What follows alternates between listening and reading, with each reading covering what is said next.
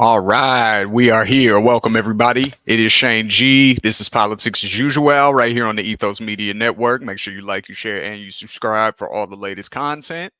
Now, what we're here to discuss today is Governor Ron DeSantis. Um, I know a lot of people, they seem to like Ron DeSantis, like Republican leaning voters. A lot of them that I speak to tend to prefer him over Trump. Um, a lot of people like the fact that he tended to have more of a hands-off approach with COVID. And, from what I understand, Florida had some of the lowest death rate numbers out of all the United States. And he didn't really do the lockdown policies. He didn't force, or not force, but will force, people to get the thing, you know what I mean? Like, I don't even know if I can say it on here still, so I'm just gonna be very careful, but you know what I mean. So I know a lot of people like him for those reasons. And so recently he had some comments though that a lot of his black Republican colleagues have come out against. And I just want to speak on those comments because as much as you might like somebody for certain reasons, the majority of Republicans that I speak to on a regular basis do not identify with racism. They don't like it. They don't like bigotry really. You know, um, they are typically more socially conservative in other areas, but when it comes to matters of like race and things like that, they typically are not cool with, overt racism. Let me just put it that way. So this is something that, hopefully some of those people look at because this is a problem. So let's see here. Can you see that? All right, you can see that good. So let's read this together, guys. Let me actually go in the corner here. Cool. So this is from The Guardian. And stop. Black Republican congressman attacks DeSantis over slavery curriculum. John James of Michigan says presidential contender has gone too far as outrage grows over Florida teaching of history. So let's read this article together.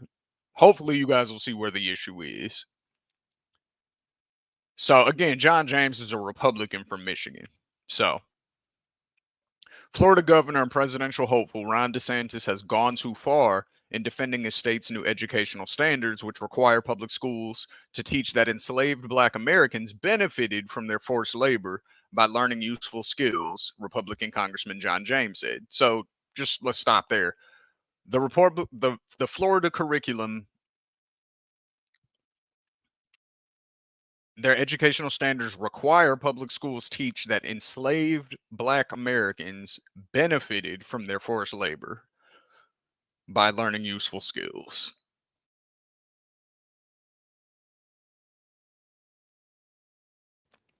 Excuse me. That's insane. So let's continue. James, who is Black, made his remarks in a post on X, the social media platform previously known as Twitter. Nothing about that.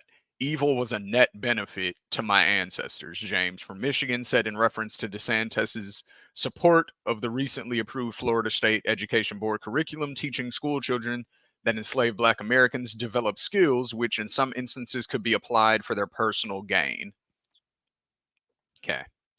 So this is his tweet at Ron DeSantis. Number one, slavery was not CTE. Nothing about that 400 years of evil was a net benefit to my ancestors. Number two, there are only 5 Black Republicans in Congress, and you're attacking 2 of them. My brother in Christ, if you find yourself in a deep hole, put the shovel, and there's the rest of the tweet. We're not going to go into it, though. But basically, he's coming at him like, chill out. What are you doing, bro? You're making it hard to defend your racism. Normally, that's what we're kind of here for, is the Black Republicans who are outspoken, you know what I mean? But yeah, this time we can't really have you back on this one. So James continued by saying that DeSantis' education board is rewriting history, leaving him so far from the party of Abraham Lincoln, the Republican president who emancipated enslaved Black Americans before his 1865 assassination. Well, that's also because there was a political realignment that took place in which, the Republicans at the time were actually the left-wing party as far as left-wing politics of the time. The 1800s left-wing politics was concerned. The Republicans were the left-wing party. The Democrats and the Southern Dixiecrats were the right-wingers at the time. There was a political realignment that happened after after the civil rights movement, actually, in which all the people who were Southern Dixiecrats, or maybe it wasn't the civil rights movement. I might have that era wrong, but it was after one of the big movements, as far as Black freedom in America is concerned, and it was after that that all of the Southern Dixiecrats who typically voted Democrat became Republicans at that point. So yes, there was a political realignment that took place in which the left-wing party at the time, Republican, became the right-wing party. So to say it's so far from the party of Abraham Lincoln is, of course, like you guys don't believe in any of those same things anymore. So, you guys are only Republican, and the only thing similar about your policies or the things that you believed in are the fact that your name is Republican. That's it. Like, so you've gone too far, James wrote. Stop. The comments from James constituted an impassioned defense of his fellow Black Republican federal lawmakers Byron Donalds and Tim Scott. Donalds, a Florida congressman, and Scott, a South Carolina senator declared 2024 presidential candidate, each criticized the curriculum in question and Desantis' support of it. Donalds had asserted that the attempt to feature the personal benefits of slavery is wrong and needs to be adjusted. Scott had said slavery was really about separating families, about mutilating humans, and even raping their wives. DeSantis rebuked both men, suggesting they sounded too similar to Democratic Vice President Kamala Harris, who dismissed curriculum as propaganda.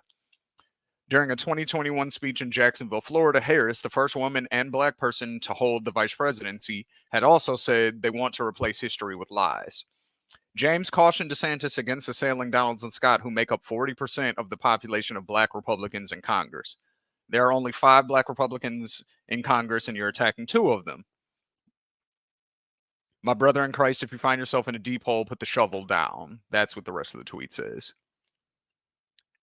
The Republicans not really feeling what Ron DeSantis is saying. At least the Black Republicans aren't. I haven't really seen what the other Republicans have said, but this is another thing that I shared this with everyone yesterday.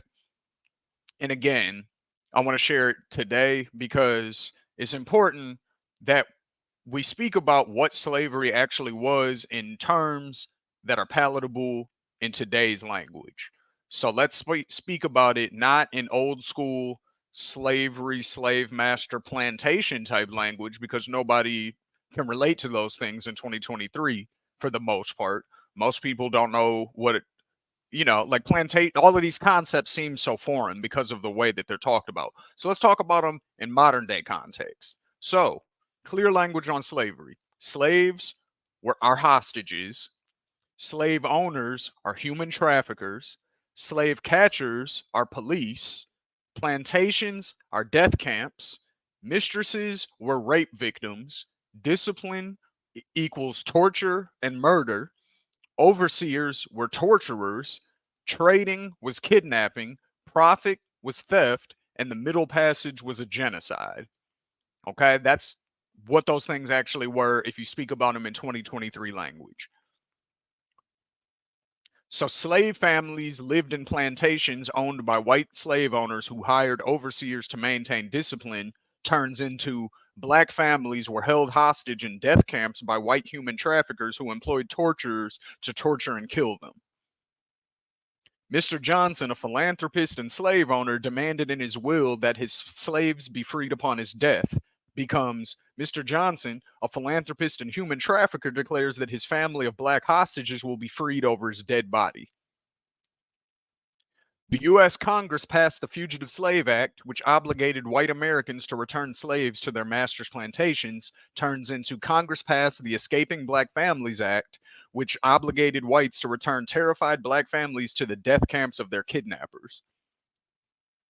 The prominent slave owner never publicly recognized the offspring of he and one of his slave romances, but allowed him to serve in the house, turns into The rich human trafficker raped his female hostage and then held their son hostage as well at the death camp that he owned. We abolished slavery way back in 1865. There's no need to still be talking about it now. Turns into, even though it has only been 2 human lifetimes back to back since it was fully legal to kidnap, torture, rape, and murder black people, there's no reason to still be upset. The way we talk about that harm that we cause matters. It is reflexive of us to minimize the harm we inflict and tend to hide the severity of that harm behind spin and fuzzy language. And this doesn't allow for real accountability or compassion or even apology. If someone punches you in the face and breaks your nose, you're not likely to accept the apology, "I'm sorry that I annoyed you." Why? Because although a broken nose may also be annoying, by only admitting to that minor consequence, they're avoiding facing the core of the wrong that they did. History books essentially paint slavery as an alternative society structure, perhaps an unjust and a bit ugly, but valid. Sanitized terms and images of Gone with the Wind romanticize even these horrific atrocities and those behind them. When we cannot come to terms with and acknowledge the full enormity of our actions, not only can we never be held accountable to those we have harmed, but we make their pain and anger seem illegitimate and arbitrary and without cause or validity. Words matter. So, basically what he's arguing for at this point is to argue that although that's what slavery is, it was kidnapping, it was human trafficking, it was torture, it was rape, it was murder. It was a genocide. Those are the things that slavery was for 400 years. And even though only 2 human lifetimes back to back ago, 1865 1865 to 1965 is 100 years. 1965, and people live to 100. You know what I mean? 1965, obviously, we haven't made it to 2065 yet, so it hasn't been another 100 years yet. It's only been, you know, what is that, 78 years, if I'm doing my math correct? That's 78 years ago. So 78 plus 100, that's 178 years. If you divide that in half, uh, you know what I mean? Like, what would that be? I'm trying to do the quick math in my head. What would that be? Would that be 69, 59, 69? One of those two. Um, so that's 2 human lifetimes back to back. That's not that long ago. So we went through all of that for 400 years, and then 2 human lifetimes back to back. It's like, all right, that shit's old. Let it go. You know what I mean? And then now they're trying to teach it in a way to where it's not even reflecting the true atrocity of what it was, which were death camps, kidnapping, a genocide, rape, torture, human trafficking. That's what all of that is what slavery was for 400 years until 2 human lifetimes ago. And now they're trying to teach it in a way in Florida where it says, well, at least the slaves, they got skills out of it though. So I mean, really, at the end of the day, it wasn't even that bad for them because they learned something out of it. Word. You don't think that black people had those skills before they were made slaves? You don't think that we were able to build things and create things, and like civilizations existed before the United States and before the New World, as they called it at the time? So we were already doing all of these things. That's where the whole expression before that we were slaves, we were kings comes from, because you know what I mean? Like there were whole kingdoms and whole cities and whole civilizations thriving that were all at the time, they weren't even considered black people at the time. That was a term. Black people and white people wasn't even a concept at the time, I should say. Everything was based on tribes and regions and where you lived and the customs of the people around you. That's all it was based on. It wasn't based on skin color or nothing like that, really. So, that sort of destroys the whole notion of like, well, black people sold black people into slavery. Like, technically, no. Like, Africans sold Africans into slavery, but they didn't even view them as other Africans. They viewed them as another tribe. It was sort of the same idea as white people selling black people into slavery, or you see what I'm saying? So, because it wasn't thought of as the same thing. It wasn't thought of as, oh, we're all one because we're this same skin color. That wasn't the thought process that went behind it. It was more tribal based and more family based, I guess you could say, and more regionally based, like I said. So, um, yeah, the fact that Ron DeSantis is trying to, or he's co-signing rather, Florida, who have already implemented this and basically said like, yeah, this is how we're going to teach slavery going forward. Um, I just want you guys to know, Republicans, who you're supporting. That's it. I just want you to know who you're supporting in the education system that he thinks is appropriate to teach. He wants children to not understand the horrors of slavery and why it should never happen again, and why, maybe you should have more compassion for, people who, may not be in as good of a situation as you, or, you might not understand some of the behavior that you see on the news most of the time, because, that's another thing. They make it seem like black people are just criminals by nature, when in all reality, the statistic I read on that was like 92% of black people have never committed a crime in the United States. It's a very small number of black people that actually commit crimes. And you got to also understand that inner cities are over policed. Inner cities are over policed. There's way more police in inner cities that are looking specifically for crime than in suburban areas. So of course you're going to find more crime where you're looking for it. They're not looking for cocaine in a person's house, in a nice neighborhood. That's not really where they're looking for it. So, you know. But yeah, this is the guy that, you're supporting. That's who you're supporting. He's saying that slavery benefited black people because we learned skills. And he's supporting that rhetoric being taught in public schools. So, I just want you to know who you're supporting, Republicans. That's it. You guys know how I am. You know what I mean? I keep it real about the Democrats all the time, how horrible they are, how they use the language of working class people to try to get you on their side, but in all reality, they're doing pretty much the same thing that Republicans are very honest about doing. That's the one thing I respect about Republicans. They're very upfront about what they want.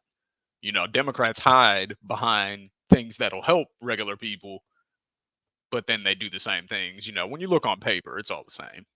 So, but this is an example of what I mean when I say, publicly speaking, they're a lot more honest. Like, Democrat policies oftentimes result in racism as well. More often than not. Joe Biden is one of the biggest racists in politics. But I call that out pretty regularly. So this is something that, hopefully Republicans will acknowledge and be like, yeah, I don't like this. This isn't good. Don't want to support this, So that's the point of this one today, just to let you know who you're voting for. If you choose him over Trump or, whoever. So this is Politics as Usual. This is Shane G. This is the Ethos Media Network. Make sure you like, you share, and you subscribe for all the latest content. Bar Exam will be dropping every Monday, and I will be back next Saturday with Politics as Usual. I hope you all have a wonderful weekend, and catch you next week. Bye.